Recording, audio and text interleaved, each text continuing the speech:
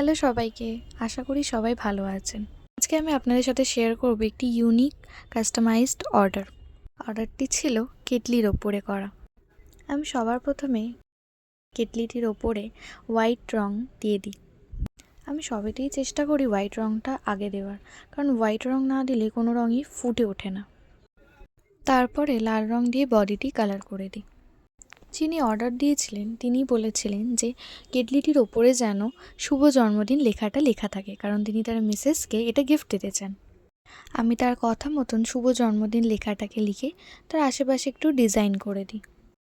এরই সাথে আরও কয়েকটি কাস্টমাইজড অর্ডার আছে, আপনারা দেখতে হলে অবশ্যই পেজটিকে ফলো করবেন। এরপর আমি ওপরের অংশে সবুজ রং করে দিই, সঙ্গে সঙ্গে কেটলির হ্যান্ডেলটাও রং করে দিই। তারপর ঢাকনাটাকে আমি হলুদ রং করে দিই।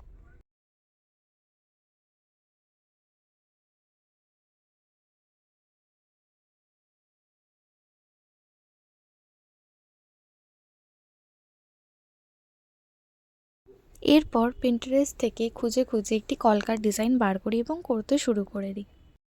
কিছুটা নিজের মতন করেও অ্যাড করে নিই। আমরা যারা আর্টিস্ট তারা চেষ্টা করি যে আমাদের নিজেদের বাড়ি হোম ডেকোরের আইটেমস দিয়ে, হ্যান্ড পেন্টেড জিনিস দিয়ে সাজিয়ে রাখার, তাই না? তবে এই কাজটা আমার জন্য নতুন।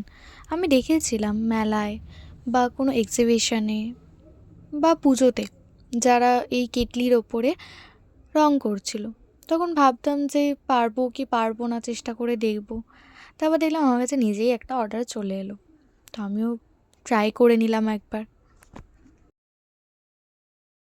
কলকা হয়ে যাওয়ার পর আমি কেটলির ওপরের অংশ একটু কিছু ডিজাইন দিতে থাকি।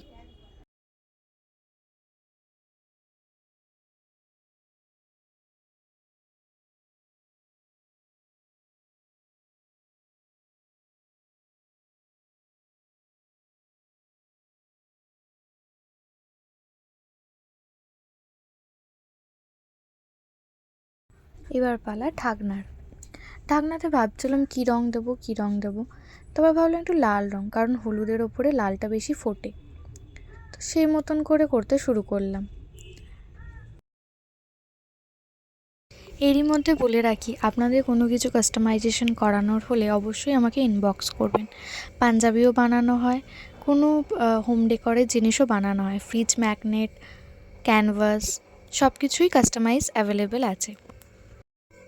ব্যাস, আমাদের কেটলিটি আর একটুখানি হলেই রেডি।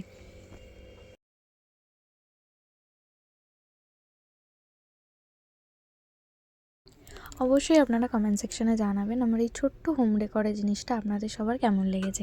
এরকম আরও হোম ডেকরের জিনিস দেখার জন্য আমার ফেসবুক পেজকে ফলো করে রাখুন।